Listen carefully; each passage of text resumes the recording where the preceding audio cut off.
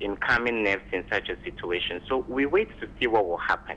But doing nothing to keep the situation now and waiting for a rehash of the Rwandan genocide of 94 and reacting later will be too unwise.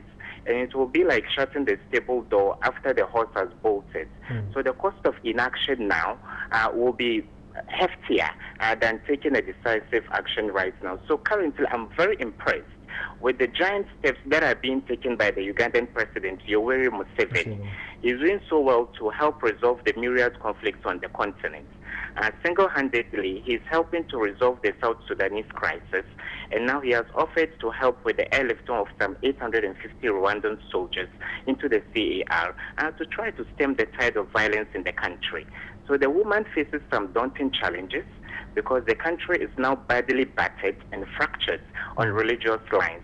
And therefore, she has to do more, better than the ordinary leader has to do to bring some sanity to the streets. Talking about the challenges that Catherine Samba faces, the issue of bringing the troops together, do you think is the best approach? Yeah, in every post-conflict era, the issue of disarmament, rehabilitation and reintegration proves quite elusive without a robust move by the international community. So currently we have to drive a wedge between the Christian anti-Balaka militias that are on a killing rampage in the country and the ex-Seleka rebels who are Muslims. You see, the country is sparsely populated and it covers a large geographical area. So it is understandable that the 1,600 French troops that have been deployed into the country are stretched thin, and therefore they can't find themselves in every nook and cranny of the country to stop the violence. And therefore I think the best thing we can do currently is to pour in as many peacekeepers as possible so that we bring something in this, we have a semblance of national reconciliation so that people who have lost limbs will be soothed and people whose egos have been bruised will also be pacified. Okay, now let's look at the personality Catherine Samba Panza, successful businesswoman, a Christian but noted to be politically neutral.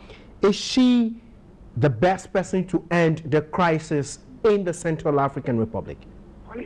Politically speaking, her political neutrality may give her credibility on the streets of Bangui, but for the fact that Michel Duchodia, who has been just eased out of power by pressure meted out on him by the international community, was a Muslim, even though he used the wrong modus operandi to ascend the throne of the country. We all understand he was an illegitimate president.